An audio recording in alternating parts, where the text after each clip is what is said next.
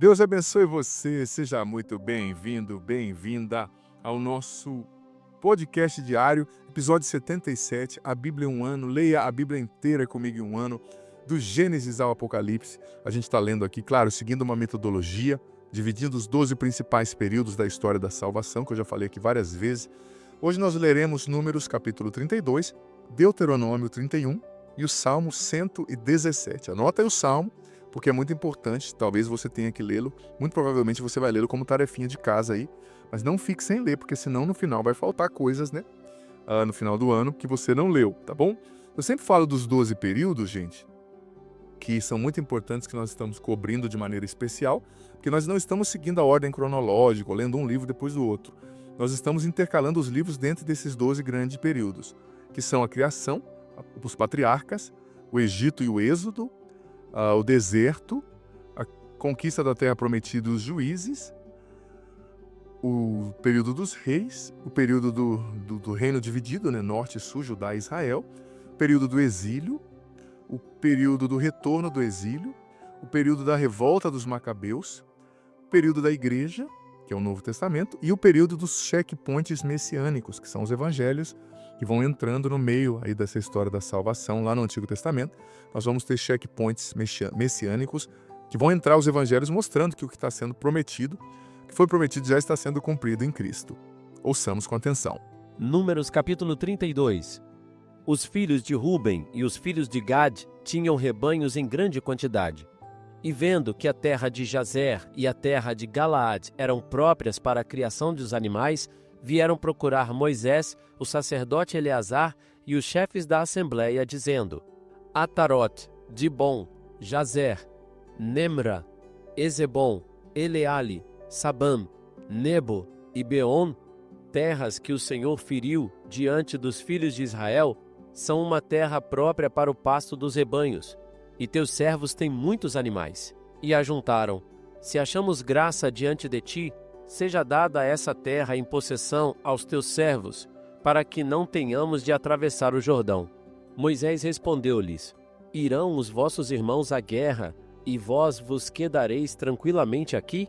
Por que quereis desanimar os filhos de Israel, para que não entrem na terra que lhes deu o Senhor? Foi justamente isso que fizeram os vossos pais, quando os enviei de Cades-Barne para explorar a terra. Foram até o vale do Escol, viram a terra e depois tiraram aos israelitas o desejo de entrar na terra que o Senhor lhes tinha dado. Por isso, naquele dia, a cólera do Senhor se inflamou de tal modo que ele fez este juramento: Os homens que subiram do Egito, da idade de 20 anos para cima, não verão jamais a terra que jurei dar a Abraão, a Isaac e a Jacó, porque não me seguiram com fidelidade, exceto somente Caleb, filho de Jefoné, o Cenezeu, e Josué, filho de Num, que obedeceram sempre ao Senhor. E o Senhor, irado contra Israel, fê-lo errar pelo deserto durante 40 anos, até que se extinguisse toda a geração que tinha feito mal aos olhos do Senhor. E agora eis que tomais a sucessão de vossos pais, raça de pecadores, para aumentar ainda mais a cólera do Senhor contra Israel. Se lhe recusais obedecer, ele continuará a vos deixar no deserto, e sereis a causa de ruína de todo o povo. Mas eles, aproximando-se, disseram a Moisés: Faremos aqui currais para os nossos rebanhos e construiremos cidades para os nossos filhos. Nós, porém, nos equiparemos para marchar sem demora diante dos israelitas, até os introduzirmos na terra que lhes cabe, enquanto nossos filhos ficarão nas cidades fortes, ao abrigo dos habitantes da terra. Não voltaremos às nossas casas antes que os israelitas tenham tomado posse cada um de sua porção. Nada queremos do lado de lá do Jordão, junto deles, pois que já temos a nossa porção deste lado ao oriente. Moisés disse-lhes: Se fizerdes isso e vos equipardes para combater diante do Senhor, se todo homem apto para a guerra entre vós passar armado o Jordão diante do Senhor, até que o Senhor expulse seus inimigos, e só voltardes para vossas casas, quando a terra estiver submetida diante do Senhor, então sereis irrepreensíveis aos olhos do Senhor e aos olhos de Israel. e possuireis esta terra que desejais diante do Senhor. Mas se procederdes de outra forma, pecareis diante do Senhor, e sabeis que o vosso pecado cairá sobre vós. Constituí, pois, cidades para vossos filhos, e fazei currais para vossos rebanhos, mas cumpri vossa promessa. Os filhos de Gad e os filhos de Ruben responderam a Moisés: Teus servos farão o que o meu senhor ordenar. Nossos filhos, nossas mulheres, nossos rebanhos e nossos animais ficarão nas cidades de Galaade. E os teus servos equipados para a guerra marcharão ao combate diante do Senhor, segundo a ordem do meu senhor. Então Moisés deu ordem a respeito deles ao sacerdote Eleazar, a Josué, filho de Num, e aos chefes das famílias das tribos de Israel.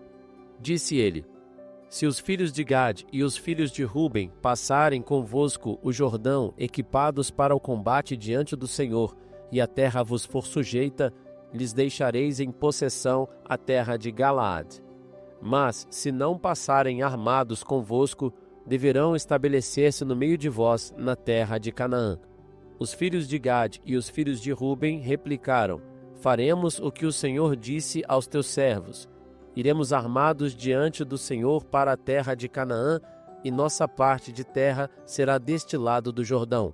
Então Moisés deu aos filhos de Gad, aos filhos de Ruben e à meia tribo de Manassés, filho de José, o reino de Seom, rei dos amorreus, e o de Og, rei de Bazã, a terra com suas cidades e seus distritos, e as cidades da terra circunvizinha.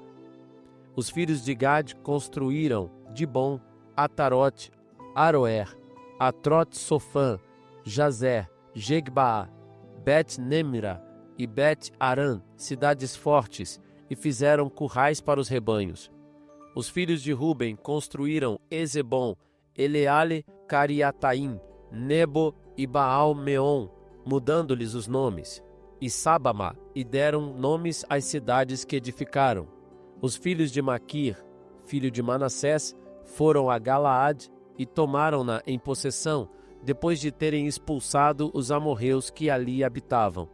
Moisés deu Galaade a Maquir, filho de Manassés, o qual se estabeleceu ali.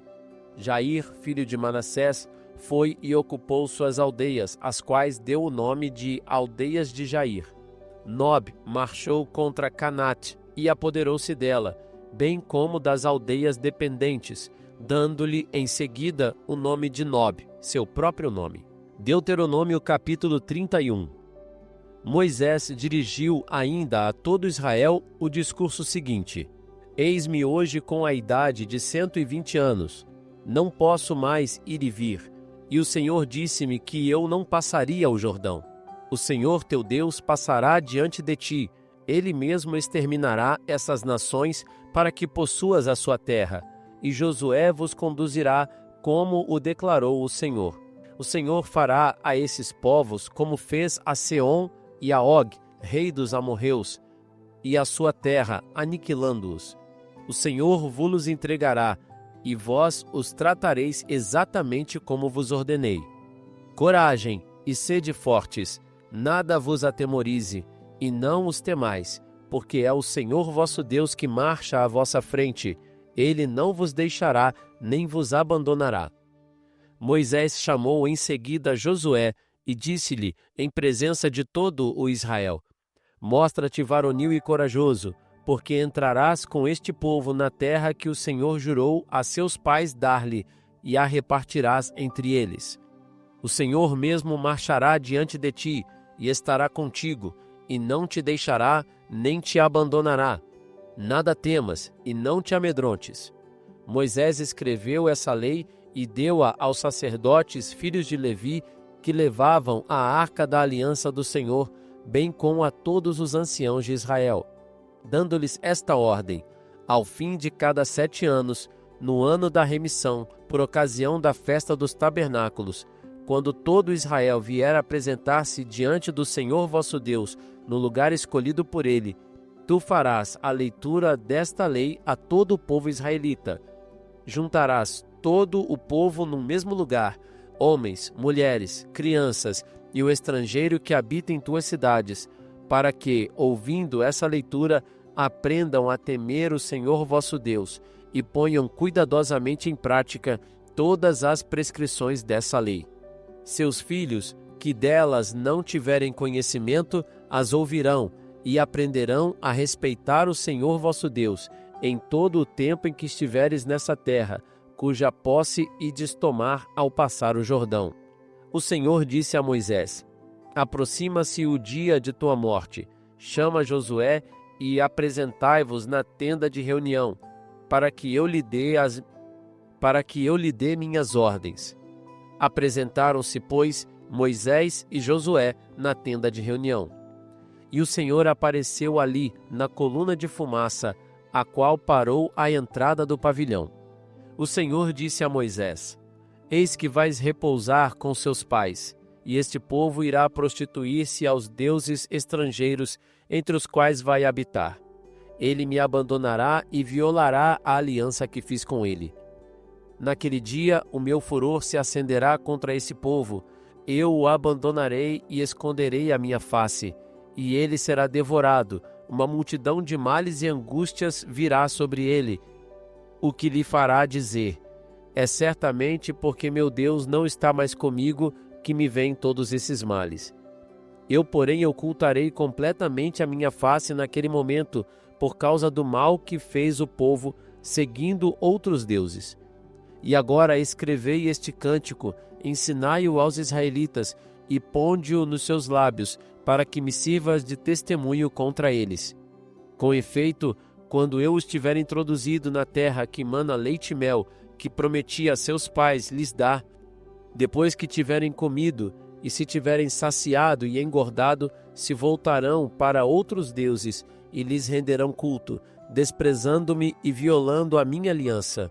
Depois que tiverem caído sobre eles muitos males e angústias, deporá contra eles este cântico que seus descendentes repetirão de memória. Eu conheço as disposições que animam esse povo desde o presente, antes mesmo que o tenha introduzido na terra que lhe jurei dar. Nesse mesmo dia, Moisés redigiu o cântico e o ensinou aos israelitas. O Senhor deu a Josué, filho de Num, as seguintes ordens: Mostra-te varonil e corajoso, porque tu introduzirás os israelitas na terra que lhes jurei dar, e estarei contigo.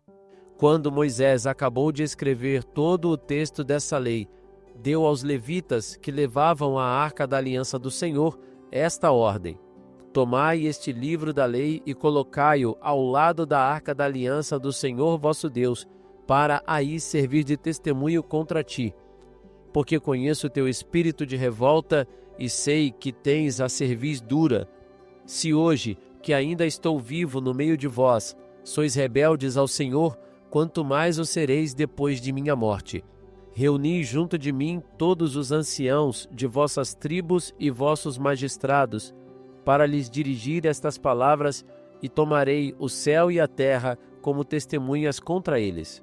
Pois sei que depois de minha morte vos corromperei certamente e vos desviareis do caminho que vos tracei. Sei que virão males sobre vós no decorrer dos tempos, porque fareis o mal aos olhos do Senhor, irritando-o com o vosso proceder. Então pronunciou Moisés até o fim este cântico em presença da Assembleia.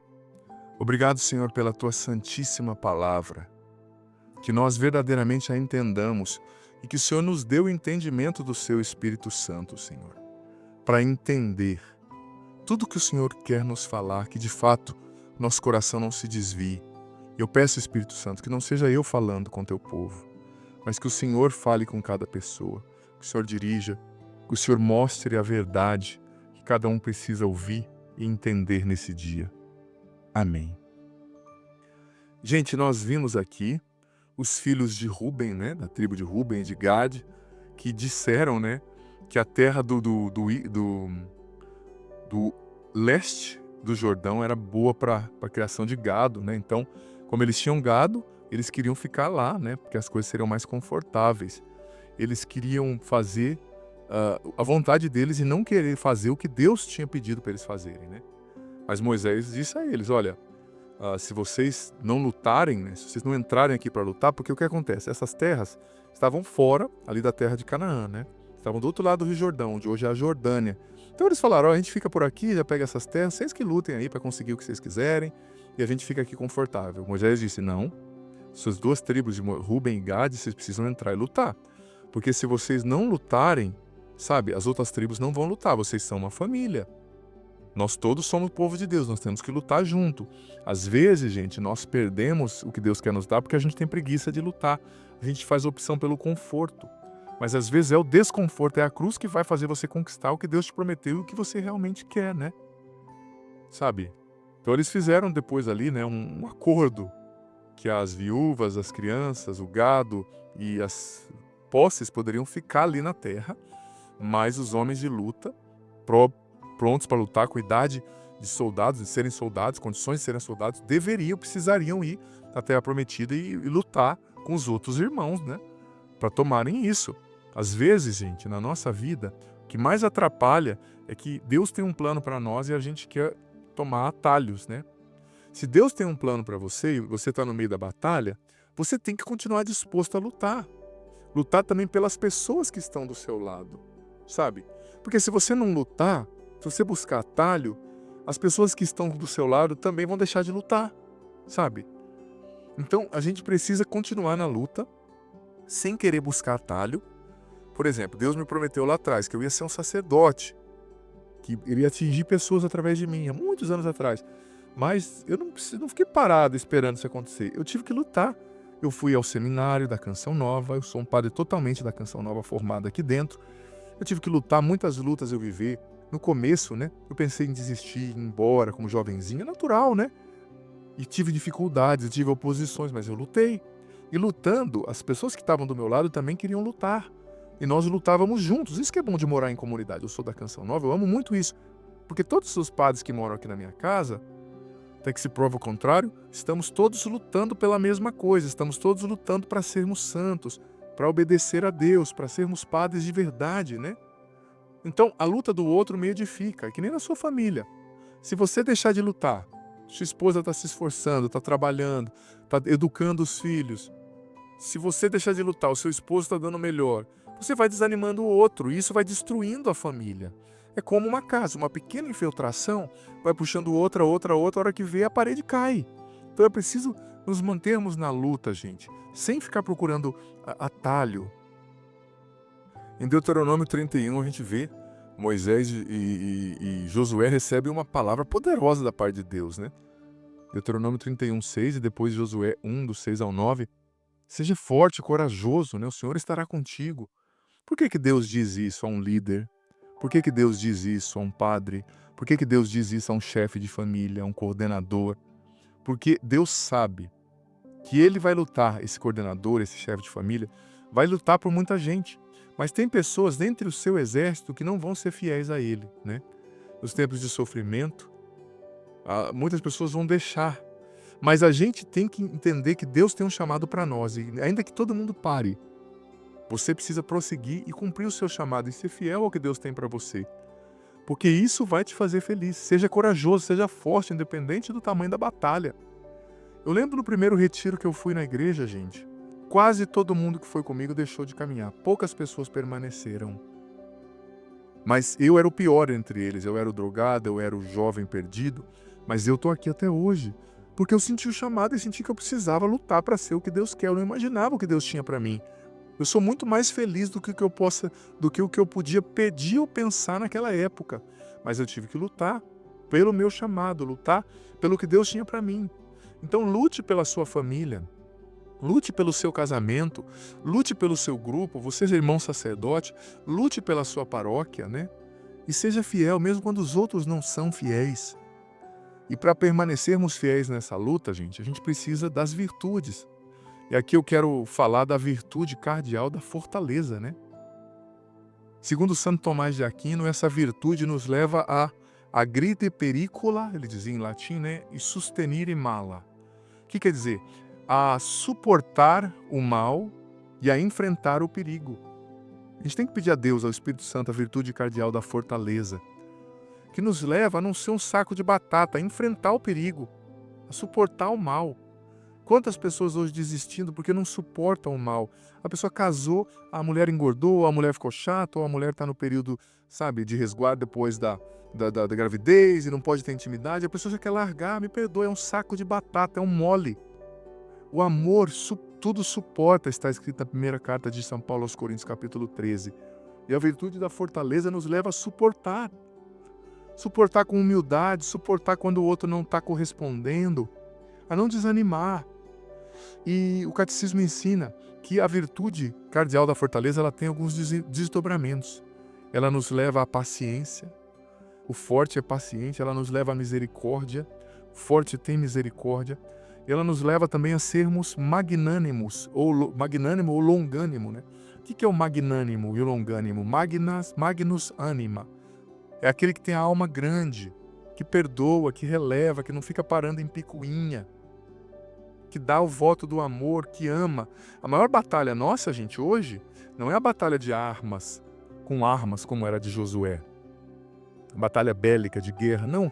A batalha nossa hoje maior é a do amor. Porque para amar você tem que batalhar contra você mesmo, você tem que se vencer. Vencer o seu egoísmo, vencer o seu comodismo, vencer o seu orgulho, vencer a sua busca por conforto, você tem que sair de si, você tem que se doar. É uma batalha, o amor. Então lutemos para amar, sejamos fortes, peçamos ao Espírito Santo a virtude cardeal da fortaleza e não desistamos diante do combate para amar como Jesus amou. Que desça sobre você, sobre o seu dia, a bênção do Senhor, Pai, Filho e Espírito Santo. Amém. Você vai ler o Salmo 117, por favor, não fique sem ler a sua tarefa de hoje. Escreve aqui nos comentários, nem que sejam poucas palavras, o que você entendeu desse evangelho, dessa reflexão, que ficou forte para você. E compartilha, copia o link desse vídeo, manda para mais pessoas, para que mais pessoas recebam também a palavra do Senhor. Deus abençoe. Que bom ter você aqui nesse podcast diário. Leia a Bíblia comigo em um ano, a Bíblia inteira. Você é convidado a viver essa aventura de conhecer a Sagrada Escritura. Se você está chegando hoje, você pode começar a partir daqui, a partir de hoje, vai acompanhando a cada dia e você vai depois ouvindo os episódios anteriores. Vai no começo da playlist, a Bíblia em um ano, hoje você ouve o do dia de hoje e ouve o do primeiro, amanhã o do dia de amanhã e o segundo, e assim você vai, consequentemente, gradativamente, ouvindo os episódios anteriores e fazendo parte dessa playlist ao longo desse ano, lendo a Bíblia inteira, com a minha explicação. Olha, vem fazer parte, seja perseverante, você vai colher frutos maravilhosos. E lembrando que o vídeo entra sempre ao meio-dia, mas fica aqui. Você pode ouvi-lo no momento que você quiser, na playlist Bíblia em um ano, vá desde o começo, aprenda a Sagrada Escritura, você vai receber muitas bênçãos. Bem-vindo e se inscreva no canal, vem fazer parte da nossa família.